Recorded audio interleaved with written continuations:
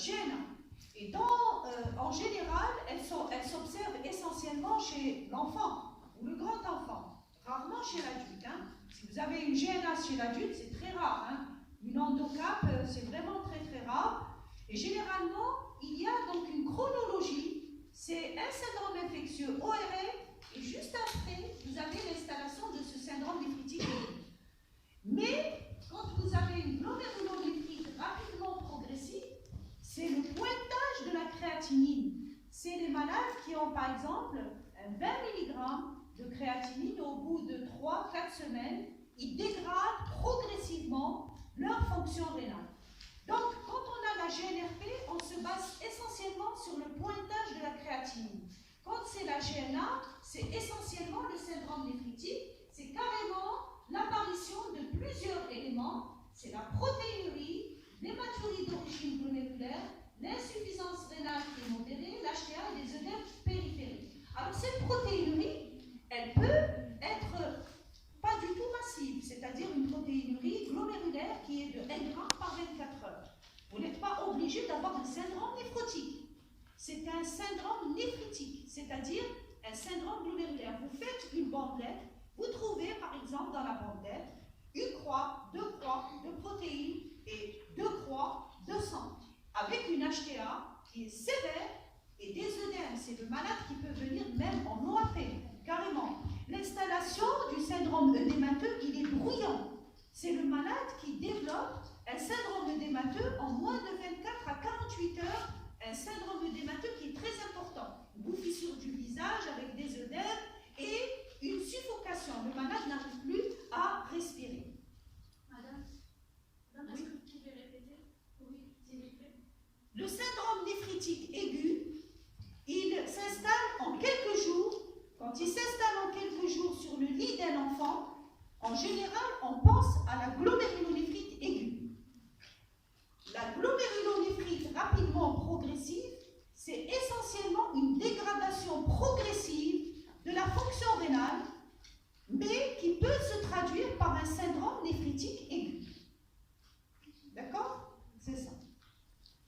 Alors, le syndrome de glomérulonéphrite rapidement progressive, c'est une insuffisance rénale aiguë qui s'installe en quelques jours ou semaines et qui peut s'accompagner de syndrome glomérulaire, c'est-à-dire la protéinurie et l'hématurie, avec des signes extrarénaux. Dans la GNA, les signes extrarénaux, le seul signe que vous pouvez trouver, c'est l'infection.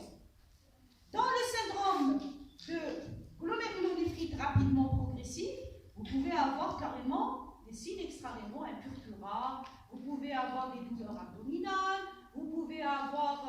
donc il y a beaucoup de signes extrarénaux parce que ça peut être lié à une maladie systémique. D'accord? Ça, c'est très important. Mais mettez-vous dans la tête que dans le syndrome néphritique aigu, les seuls éléments qui sont importants, c'est essentiellement l'installation bruyante qui se fait en 24 à 48 heures. Alors que dans la glomérulonéphrite rapidement progressive, c'est une installation progressive qui peut se faire sur 1 mois jusqu'à 3 mois. D'accord? Alors c'est ça la difficulté, parce que nous avons des malades qui viennent en insuffisance rénale terminale, c'est-à-dire avec une créate très élevée, et qui peut être un tableau de glomérulonéphrite rapidement progressive. Or, c'est les malades qui viennent et on n'a pas d'historique, c'est-à-dire le pointage initial. Est-ce que ce malade-là avait une créatinine normale ou pas? C'est ça le problème. Donc, il se peut que l'année d'avant, il avait une créatinine normale, et puis, 3 mois avant, l'épisode aigu, il avait donc une créatinine qui s'est altérée à 15 mg ou 20 mg et qui s'est progressivement altérée jusqu'à arriver à une phase terminale. Terminale ne veut pas dire chronique, c'est aigu. Alors aigu, dans le tableau de la GNRP, souvent la diurèse est conservée. Mais on peut avoir une diurèse, une oligurie. Donc le tableau d'oligurie, c'est-à-dire le malade qui perd les capacités d'uriner, en général, c'est un mauvais pronostic. D'accord? Docteur? Oui? La différence entre un syndrome néphrotique et néphritique, c'est la Ah non, non, non. Néphrotique, néphrotique, vous avez vu, c'est une protéinurie massive supérieure à 3 grammes avec hypoprotidémie. Et elle peut ne pas être la fonction rénale peut être normale. Vous pouvez avoir un syndrome le plus souvent, heureusement d'ailleurs, le syndrome néphrotique est accompagné d'une fonction rénale normale. Le syndrome néphritique, c'est là où la fonction rénale peut être altérée. D'accord? Ok, ben, le syndrome néphrotique, c'est, vous avez vu, protéinurie, hypoalbuminémie. C'est ça le syndrome néphrotique. Il est pur. Ça veut dire qu'il n'y a rien à côté. La tension est normale, la fonction rénale est normale. Il est impur, il peut être accompagné d'une hématurie, d'une hypertension, avec ou sans insuffisance rénale. Et dans le syndrome néphrotique, la fonction rénale peut être altérée parce qu'il peut y avoir une insuffisance rénale fonctionnelle, aiguë. Donc là, maintenant, on va aller encore plus en crescendo. Mais ce que je veux que vous reteniez, le syndrome néphrotique, c'est une définition biochimique. Le syndrome néphritique, c'est une définition clinico-biochimique. Vous avez une HTA, vous avez des œdèmes, vous pouvez avoir une petite insuffisance rénale, vous pouvez avoir une protéinurie avec ou sans hématurie. Ok? Mais l'installation, quand c'est une installation bruyante qui se fait en 24-48 heures, c'est un syndrome néphrotique aigu qui peut faire penser à une glomérulonéphrite aiguë. Et quand vous avez une installation progressive, ça peut faire le tableau de glomérulonéphrite rapidement progressive. Docteur, est-ce que la présence de syndrome néphritique est obligatoire dans les glomérulopathies aiguës?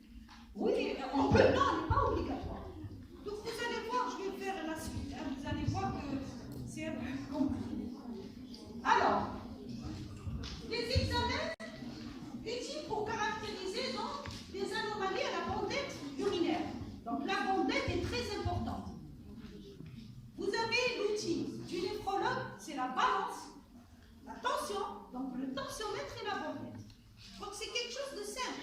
Dans n'importe quel endroit du pays, dans un doua, vous avez un malade, il vient, vous avez la balance et vous avez le tensiomètre et la bandette. Le gros problème, c'est que nos Algériens ne se pèsent jamais. Donc on ne connaît pas le poids idéal du patient. On lui dit, écoutez, le poids théorique c'est quoi? Il connaît que moi je ne me suis jamais pesée, madame. Et ça arrive. Alors les femmes n'en parlent plus. Alors avec le voile et le hijab, c'est vrai que les femmes qui portent le pantalon, elles savent qu'elles font le taille 44 et 42, mais celles qui mettent les robes, celles les djellabet, ne se sont jamais... Alors le gros problème c'est ça, parce que quand il y a des femmes qui sont enceintes, on ne peut pas savoir exactement l'écart de prise de poids, parce que la prise de poids est très importante pour nous, pour voir si la grossesse évolue bien, ou si elle n'évolue pas bien, parce que s'il y a une prise de poids de 20 kg et plus de 20 kg, ça pose problème. Mais si la prise de poids elle est normalisée entre 10 et 20 kg, on peut se dire, bon, c'est une grossesse qui évolue bien. Donc la balance est très importante. Et on a la tension. Et vous savez, il y a des gens qui n'ont jamais fait une prise de pression artérielle. C'est terrible, jamais.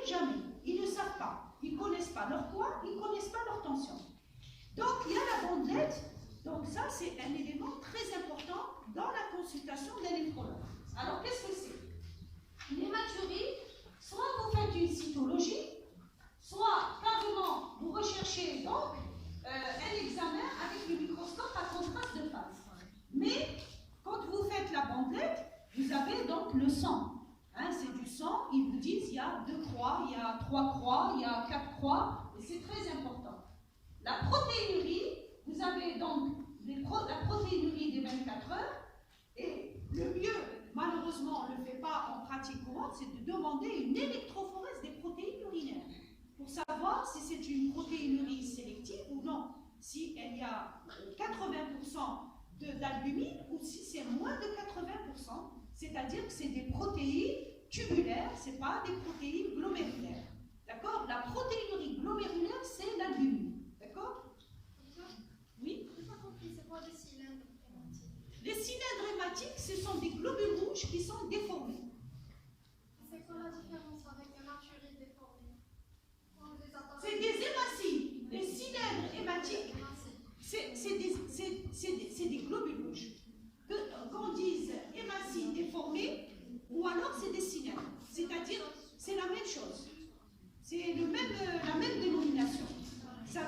que ce sont des globules rouges déformés.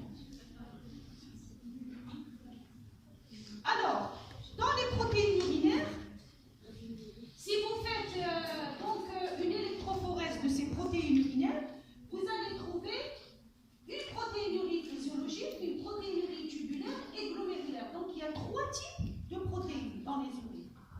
Vous pouvez faire une protéinurie physiologique. La protéinurie physiologique, elle doit être inférieure ou égale à 150 mg par 24 heures. Au-delà de 150 mg par 24 heures, elle est pathologique. Si maintenant, chez la femme enceinte, on admet une protéinurie physiologique jusqu'à 300 mg par 24 heures. Donc, vous avez, chez la femme enceinte, c'est 300. Chez le sujet normal, bien constitué, vous avez jusqu'à 150. Donc, au-delà de 150, on commence à s'inquiéter. En deçà de 150, on est tranquille, c'est normal. Il y a une certaine proportion de protéines qui passent à travers la barrière glomérulaire. Donc, elle est composée 1/3 d'albumine et 2/3 de globuline non distinctes. Parce que le passage à travers la barrière glomérulaire, elle se fait selon le poids moléculaire et selon l'électronégativité. Donc, vous avez la barrière glomérulaire, elle est électronégative. D'accord? Et ce qui est électronégatif ne passe pas à travers la barrière, comme l'albumine. L'albumine fait 60 d'alcool. Donc là, c'est une molécule qui ne passe pas à travers la barrière et qui est électronégative. C'est pour ça qu'elle ne passe pas. Mais les autres qui sont faiblement électronégatifs peuvent passer par la barrière glomérulaire. Donc là, vous avez 1/3 d'albumine et 2/3 de globules. Les protéines tubulaires, donc il y a une faible proportion d'albumine, mais il y a essentiellement des globulines qui migrent en position alpha 2 et bêta. Donc ce sont des protéines tubulaires. Et les protéinuries glomérulaires, donc ça veut dire qu'il y a albumine 90% et la transférine, parfois des protéines de poids moléculaire élevé. Alors vous avez une clairance qu'on utilise souvent, c'est les IgG sur la transférine.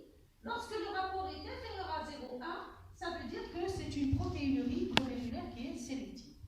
Mais à notre niveau, il faut savoir qu'à votre niveau, la protéinurie physiologique existe. C'est ce que je veux vous dire. Ça veut dire que si elle est inférieure à 150, vous trouvez une protéinurie inférieure à 150, c'est normal. Il ne faut pas vous alarmer, mais sachez qu'il y a 2 types de protéinurie. La protéinurie glomérulaire qui est essentiellement constituée d'albumine et la protéinurie tubulaire qui est essentiellement constituée de protéines tubulaires qui sont de type alpha 2 et bêta globulaire. Donc là, c'est différent. Oui? Non, elle n'est pas détectée. Elle est détectée par la protéinurie des 24 heures. Hein? Quand vous la faites, quand vous avez une croix de protéines, sachez que c'est de l'albumine. D'accord? Mais des fois, il peut y avoir des discordances. Par exemple, vous allez trouver à la bandelette une croix et vous allez faire une protéinurie, vous allez trouver qu'il y a 2 grammes. Ça veut dire quoi? Ça veut dire que cette protéinurie, si vous faites une électrophorèse, n'est pas glomérulaire. Elle est essentiellement tubulaire. Et donc, il faut rechercher ce qu'on appelle les chaînes légères, dans les myélomes à chaînes légères, etc., etc. Donc, vous pouvez avoir des fois des discordances entre la bandelette et la protéinurie de 24 heures. Et si vous avez ce genre de discordance, il faut rechercher d'autres étiologies. À ce moment-là, bien sûr, il faudra pointer pour savoir exactement le type de protéinurie. Est-ce que c'est tubulaire ou c'est une protéinurie glomérulaire? D'accord? Et c'est là où vous allez demander une électrophorèse des protéines urinaires. Ok? Alors, donc là, vous avez des protéinuries transitoires qui sont dues à la fièvre, l'effort, les infections urinaires et l'insuffisance ventriculaire droite. Donc les infections urinaires, attention, vous pouvez être faussé. Quand vous avez une protéinurie, la première chose que vous devez demander, c'est une CDU. Alors là, la protéinurie, lorsqu'elle est isolée à la bandelette, c'est un peu bizarroïde.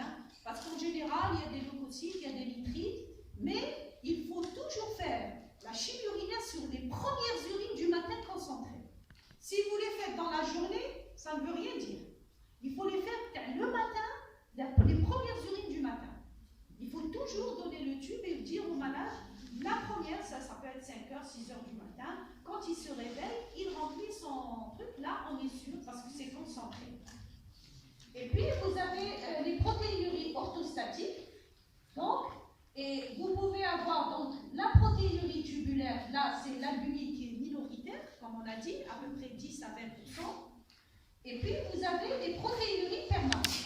Alors, quand les protéinuries sont permanentes, à ce moment-là, il faut apprécier donc, la pression artérielle, il faut faire un sédiment urinaire avec un ECD, il faut faire un bilan rénal, un iono, une glycémie, une écho, et bien sûr, rechercher des antécédents, bien sûr, et bien sûr faire donc l'immunofixation. Donc là, c'est surtout pour rechercher s'il n'y a pas un myélome ou quelque chose comme ça. Donc là, quand vous avez l'albumine qui est minoritaire, il faut toujours rechercher donc l'échelle des germes. C'est pour ça qu'il faut demander une électrophorèse des protéines urinaires. D'accord? Donc quand vous avez une protéinurie qui existe et on vous dit, voilà, dans l'albumine elle est minoritaire, il faut encore rechercher. Alors la protéinurie tubulaire, c'est quoi? C'est quand vous faites un dosage des protéines urinaires et vous trouvez que la protéinurie est inférieure à 1 gramme. Quand elle est inférieure à 1 gramme par 24 heures, là, il faut faire une électrophorèse des protéines urinaires. Parce que généralement, quand elle est glomérulaire, elle est souvent supérieure. Donc, je vous ai dit supérieure à 1,5 gramme par litre. OK? Alors là, l'albumine, elle est majoritaire ici. Donc, vous avez ici, inférieur à 1 gramme, ils vous disent toutes les néphropathies. Donc, il faut rechercher l'hématurie, l'HTA, l'insuffisance rénale. Et quand elle est supérieure à 1 gramme, il faut donc, c'est confirmé, c'est probablement une néphropathie glomérulaire. Donc là, il faut rechercher les signes extrarénaux pour voir si c'est une protéinurie qui rentre dans le cadre d'une maladie systémique, etc., ou elle est idiopathique. Et à ce moment-là, il faut demander donc une biopsie rénale pour faire le diagnostic histologique de la néphropathie. Donc, est-ce qu'il y a quelque chose, c'est pas très brouillon, c'est pas... Parce que là, c'est un peu... D'accord? Inférieur à 1 ou inférieur à 1,5? Non, là, quand elle est supérieure, franchement, à 1,5, ça y est. Mais quand elle est inférieure à 1, ça peut ne pas être glomérulaire. Voilà. D'accord? En général, inférieur à 1 gramme, généralement, c'est la définition de la néphropathie lupique, supérieure à 500 mg par 24 heures. Hein, d'accord? Donc, c'est pour ça que je ne parle mieux. Alors, devant une glomérulonéphrite aiguë, vous avez donc l'infection ORL ou cutanée. Donc, ça, c'est les éléments que vous devez chercher. Donc là, les bilans que vous devez demander. Et vous avez vu toute la batterie de bilans qu'on demande, immunologie. On demande donc les bilans pour rechercher donc les vascularies, pour rechercher donc la maladie lupine, pour rechercher les cryoglobulines, pour rechercher certaines maladies particulières qui se traduisent par une hypocomplémentémie. On recherche également le bilan infectieux. Donc vous voyez, tout ça, c'est la batterie qu'on a l'habitude de demander systématiquement pour pouvoir identifier la néphropathie, qui est secondaire, parce que les néphropathies idiopathiques, c'est simple. Mais quand on suspecte parce qu'il y a des signes extrarénaux, à ce moment-là, il faut faire toute une batterie d'examens qui est très compliquée quand même, parce qu'il y a un raisonnement à faire. Un bon néphrologue est un bon médecin thermiste. Avant de faire de la néphrologie, il faut avoir des données, il faut avoir des bases sur le plan de médecine générale. C'est très important. Et dans certains pays, avant d'aborder la néphrologie, on fait 2 années de médecine interne. C'est un tronc commun qui doit être obligatoire. Chez nous, ils font la première année, ils refont tous les cours de résidenat. Tous les cours qui ont été faits pour la préparation du concours de résidenat, ils le refont et ils ont une question sur la médecine. Donc ça, c'est très important. Oui. Alors, j'ai un enfant qui fait une angine. Comment il va faire une glomérulonéphrite? Bon, ça, c'est la physiopathologie. Ça ne rentre pas dans le cours d'aujourd'hui, parce que c'est long. Et quand on fait une GNA, il y a un tropisme. Il y a un tropisme parce qu'il y a une sensibilisation. On fabrique des complexes humains c'est immunologique. Hein. Mais quand on fait une GNA, on l'a fait une fois dans sa vie. On la refait plus. D'accord? Et la GNA, heureusement que c'est un bon pronostic. Évolue vers la rétrocession, la normalisation. Même s'il y a une fonction rénale altérée, elle évolue favorablement. Après un traitement symptomatique. D'accord? Parce qu'il y a un allergène. L'allergène, c'est le streptocoque bêta-hémolytique. D'accord? Et ce streptocoque, ce n'est pas tout le monde. Il y en a qui font l'infection, ils ne font pas de GNA, il y en a qui